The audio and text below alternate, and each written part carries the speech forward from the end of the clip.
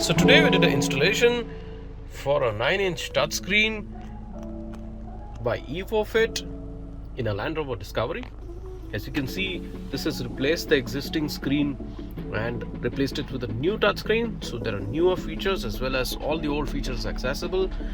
All the functions which we used to use using a bunch of buttons here have been replaced with complete touchscreen control. This is the new user interface, and if you can see, it is made car specific sat flush. It's actually made for the Discovery, would not suit any other car. I'll show you a demonstration. There is this original widget. If we hit it, brings up the old menus. So basically we can choose our source from here, just like how it used to work earlier, and through aux all the sounds work. So now if I hit this home, now it comes up to the new menus. So from here we could launch Google Maps, we could do Apple Carplay, all of that good stuff. So I just hit on. We can also go to the home page. I will show you Google Maps after connecting internet. Right now let me show you some of the other functions. Here is the phone option by which we could pair our Bluetooth devices. Media lets us choose what we would like to play, do music, reads lossless music formats. The existing steering controls continue to work as it is. Excellent sound quality. I'll pause this and we could go back here. We could choose video.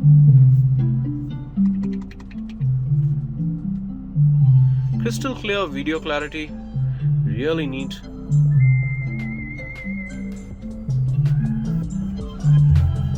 Alright, let's close this. Then you can have a view of pictures. You got your YouTube out here.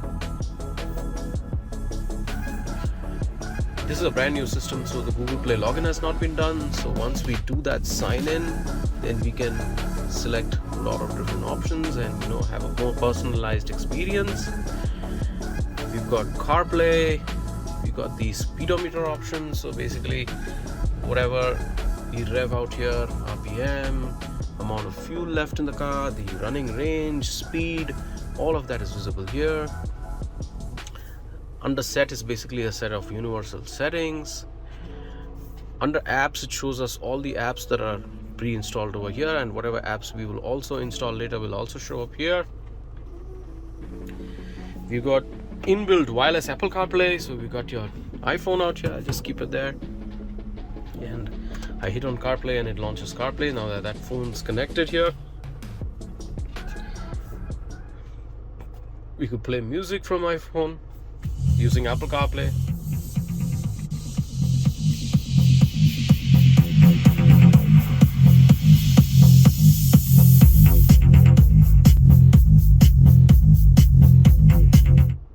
Matches nicely with the existing systems. Wireless Apple CarPlay has got this icon menu option. You can also change the look and feel of things. So we could go here and choose a wallpaper, and we could do this, and it kind of matches better with the interior scheme because the car has already got a completely black and gray interior. Then we could go here. We got Apple Maps. We could search for destination there. Then we got Google Maps, so we could pick it up from our recent searches. Just hit on a destination and start the navigation. You are on the best route despite slower than usual traffic. You will arrive at 5:24 p.m. We also have a split screen option. So in this split screen option, the GPS continues to display on the right side, and we've got music on the left. There are a host of different functions and customizations available. The split screen, the icon menu. You can also have a full GPS view. All of that is possible. Now, if I hit on the car logo over here, it goes back to the Land Rover menus which we have. We do have a set of shortcuts also over here by which we could access a bunch of features.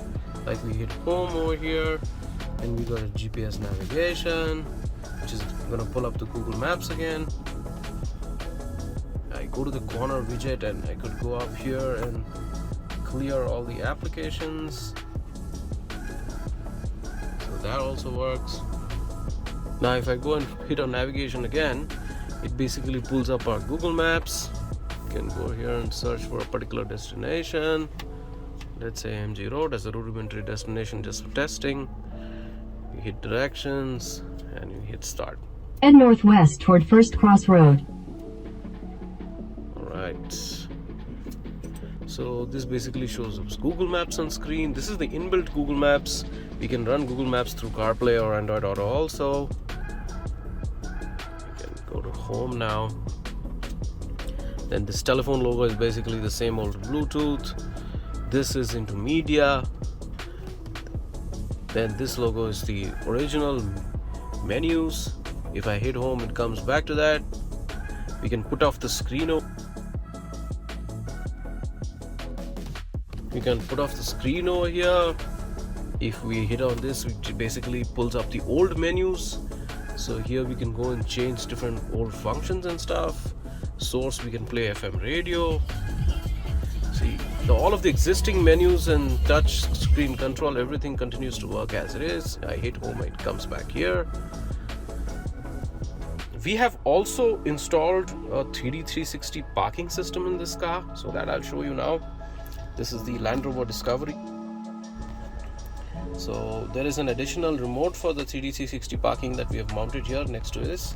It looks pretty much like stock, and this is just stuck over here. There are no holes or anything to be made to make this install, and it's a wireless remote. So if we basically just press the button once, it'll pull up the 3D 360 parking system. I could go here in 3D mode and have a look around the car. It basically shows us what is immediately around the vehicle. It's very helpful in tight parking spots, like for example where I have parked right now. There are a couple of flower pots and a bike behind the vehicle. So if I just engage reverse, it will show me what's right behind. Integrates with the existing sensors also. I could change camera angles using this. So if I want a wider rear view, I can go to the wide rear view option, and there we can see exactly clearly what's behind us. We got different presets. So we've got a front wide view, we've got the front view with the bird's eye view, we've got the rear view with the bird's eye view, wide rear view. This is the larger bird's eye view. This is the front two sides and the full side of the car view. So basically shows us footpaths very effectively. So if I just put it into, I put the car into D, so it's showing us the front camera. As you can see, the vehicle's moving, and I could just go to 3D and rotate. If you see, the car is moving and the camera angles are going all around. If I just go to reverse gear, it just overrides with the 2D reverse view. So I could go closer to something, so you can see this reverse sensors will engage now.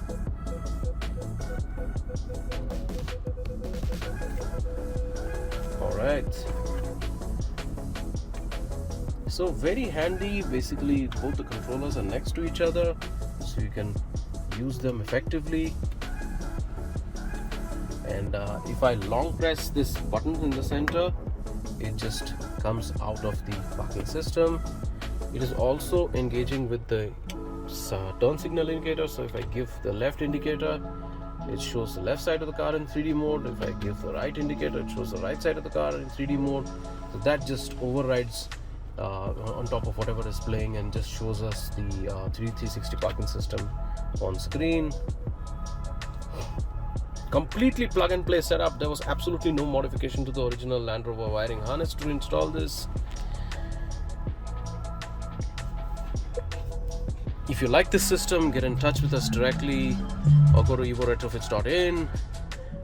I hope you like this system, and I hope you have a nice day.